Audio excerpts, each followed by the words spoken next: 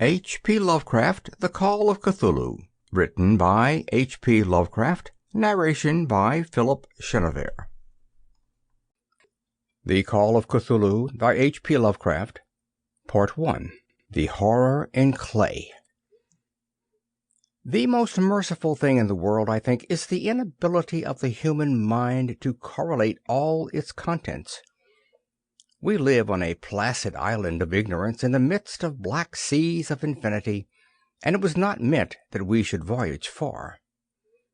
The sciences, each straining in its own direction, have hitherto harmed us little, but some day the piecing together of dissociated knowledge will open up such terrifying vistas of reality and of our frightful position therein, that we shall either go mad from the revelation or flee from the deadly light into the peace and safety of a new dark age. Theosophists have guessed at the awesome grandeur of the cosmic cycle, wherein our world and our human race form transient incidents. They have hinted at strange survivals in terms which would freeze the blood if not masked by a bland optimism. But it is not from them that there came the single glimpse of forbidden aeons which chills me when I think of it, and maddens me when I dream of it.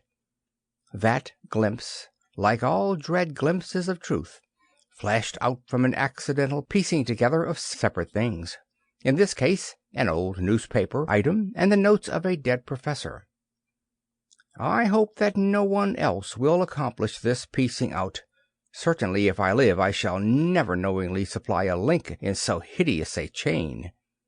I think that the professor, too, intended to keep silent regarding the part he knew, and that he would have destroyed his notes had not sudden death seized him.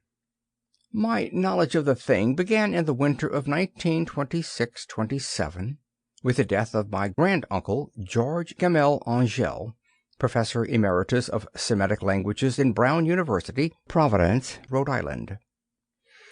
Professor Angel was widely known as an authority of ancient inscriptions, and had frequently been resorted to by the heads of prominent museums, so that his passing at the age of 92 may be recalled by many.